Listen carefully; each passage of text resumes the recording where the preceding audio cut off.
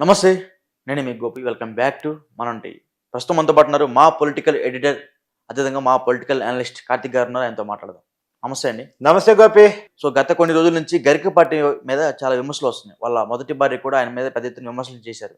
కానీ రీసెంట్ టైమ్స్‌లో సోషల్ మీడియాలో విపరీతమైన పోస్టులు గరికపాటి మీద విపరీతమైన అనుచిత వ్యాఖ్యలు చాలామంది చేస్తా ఉన్నారు. ఆ చేసే క్రమంలో చాగంటి కోటేశ్వరరావు ఒక సంచలనమైన మాటలు మాట్లాడడం జరిగింది.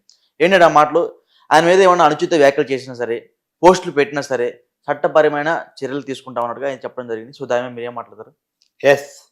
గరికపాటి గారి మీద విపరీతమైన వ్యాఖ్యానాలు చేస్తే, అడ్డగోలుగా మాట్లాడితే, కించపరిచేలా మాట్లాడితే ఖచ్చితంగా చట్టపరంగా చర్యలు తీసుకుంటాం, కేసులు పెడతామని చెప్పేసి చాగంటి కోటేశ్వరరావు గారు హెచ్చరించారు.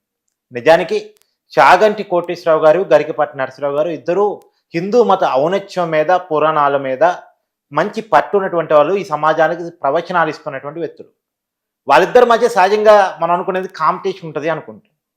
వాళ్ళిద్దరు చెప్పే పద్ధతిలో కానీ, చెప్పే మాటలో కానీ ఒక భిన్నత్వాలు ఉంటాయి. ఈయన పూర్తిగా పురాణానికి పరిమితమై చెప్తారు, కానీ గరికపాటి గారు లౌక్యంగా చెప్తారు. ఈ జనరేషన్ కొద్దిగా అర్థమయ్యేలా చెప్తారు. అదే చాగంటి గారు అనుకో, యాస్తిది పురాణం చెప్తారు, కానీ వినసొంపుగా చెప్తారు. ఆయన గొప్పతనం అయింది, ఈయన గొప్పతనం అయింది.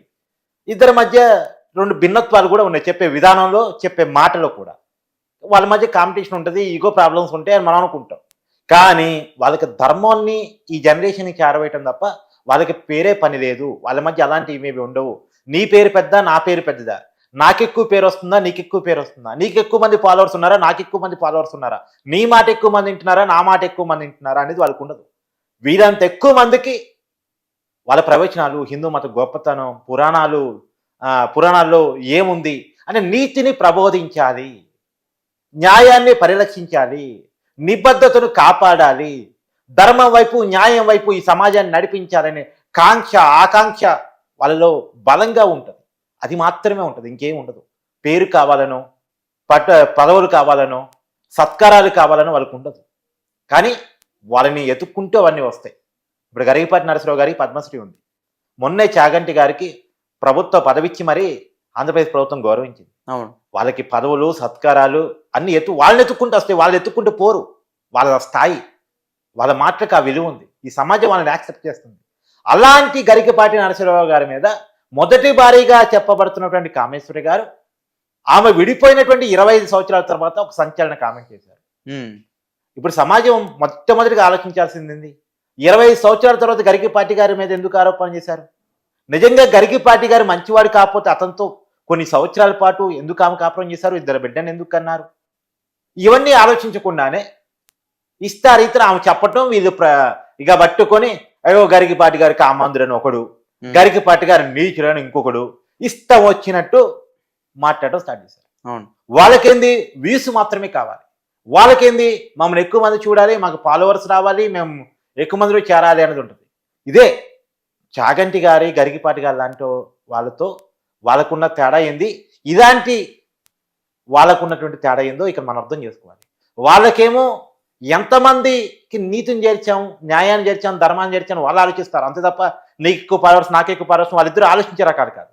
కానీ వాళ్ళిద్దరి పేరును ఉపయోగించుకొని వాళ్ళని తిట్టితే మమ్మల్ని ఎక్కువ మంది చూస్తారనుకునే వాళ్ళు ఆలోచించేది ఏంది, వ్యూస్, ఫాలోవర్స్. వాళ్ళే అంతవరకు దాని ద్వారా వచ్చే డబ్బులు, దాని ద్వారా వచ్చే ఫేము, అది ఆలోచించుకొని ఇస్తారైతే మాట్లాడుతూ ఉంటారు.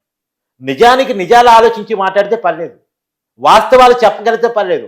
తెలియనోడు, తెలిసినోడు అటదిట్టంగా మాట్లాడుతూ ఉంటారు. అంటే ఒకటి నేను సోషల్ మీడియా పోస్ట్ చూసాను. నేను గరికపాటి లీలలు, గరికపాటి రసికరాజా ప్రొడక్షన్స్ అని ఏవో కొంచెం ఆయన మీద ట్రోల్స్, పోస్టులు అయితే వైరల్ అవుతున్నాయి. మరి ఆ పోస్టులు తొలగిస్తారంటారా? ఖచ్చితంగా తొలగించాల్సిందే. అది పెట్టడానికి వాడుకున్న అథెంటిటీ ఏంది? అసలు గరికపాటి గారి రీల్ ఏంటి? ఆమె చెప్పిందంటూ కూడా అవన్నీ లేవు కదా. ఏంటి రీలు? వీడికి తెలిసింది ఏంటి? ఆ మొదటి భార్య కామెంట్స్ పట్టుకుని ఇష్టారీతంగా మాట్లాడటమే కదా. అసలు మొదటి భార్య మాట్లాడిందంటే వ్యాలిడిటీ ఉందా? ఆమె ఒక మాటకి ఇంకొక మాటకి పొంతనుందా? అసలు గమనించరు. ఏం లేదు, అవకాశం వచ్చింది సరే ఆయన్ని బదనం చేయాలి. ఎందుకు? ఆయన గొంతు నాపాలి, ఆయన ప్రవచన నాపాలి, ఆయనకున్నటువంటి పేరును తగ్గించాలి. ఇది కుట్ర. ఆ కుట్రని చేస్తా ఉన్నారు కొంతమంది. ఆయనంటే నచ్చినోళ్ళు, గిట్టనోళ్ళు, ఆయన చైతన్యం తీసుకొస్తే జనం మా చేతుల నుంచి వెళ్ళిపోతారనుకున్న వాళ్ళు, హిందూ మతం అంటే ఇష్టం లేని వాళ్ళు, ఆయన గతంలో కోప్పడ్డటువంటి వ్యక్తులు వాళ్ళంతా కలిసి ఈ కుట్రను స్టార్ట్ చేశారని నేనైతే అనుకుంటున్నాను. ఖచ్చితంగా వాళ్ళ మీద కఠినమైనటువంటి చర్యలు తీసుకోవాలి. ఆయన స్థాయి ఎక్కడ, వీళ్ళ స్థాయి ఎక్కడ, ఆయన గురించి మాట్లాడే స్థాయి వీళ్ళదా? భారత ప్రభుత్వం పద్మశ్రీ అని గౌరవించినటువంటి స్థాయి ఆయనది. కానీ ఆయన పేరు చెప్పుకొని మాట్లాడితే ఫేమ్ వస్తుంది అనేటువంటి ఆలోచన వీళ్ళది.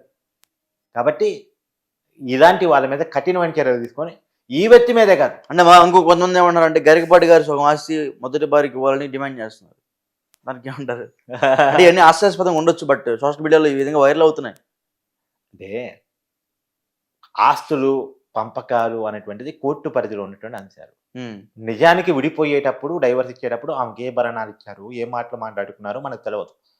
మనకి తెలవనటువంటి విషయాల్లోకి మనం ఏది పెట్టి వాళ్ళ ఆర్థిక విషయాలు, వాళ్ళ 4 గోళ్ల మధ్య విషయాలు కూడా మనమే చర్చించి మనమే తీర్పులు ఇవ్వడం అనేది కరెక్ట్ కాదు. అంటే నిజానికి మనం తీర్పు ఇవ్వమంటలా, ఆ పెట్టే వాళ్ళకి మనం ఏం చెప్తున్నాం అని చెప్తున్నాం అంతే. అది చెప్పట్లేదు, ఫేమ్ కోసం పెట్టుకునే మాటలు తప్ప.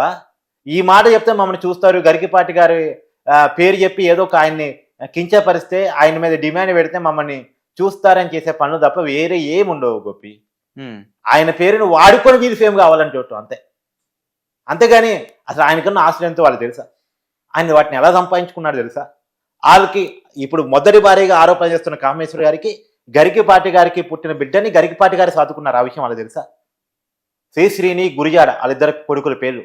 వాళ్ళిద్దరిని పెంచి పెద్ద చేసి వాళ్ళ చదువులు చదివించేసి వాళ్ళని ఒక స్థాయికి తీసుకొచ్చింది గరికపాటి గారు అన్న విషయం వాళ్ళకి తెలుసా? అసలు భర్త స్వయం సంపాదిత ఆస్తిలో భార్యకి ఎంత వాటా వస్తుందో వాళ్ళకి తెలుసా?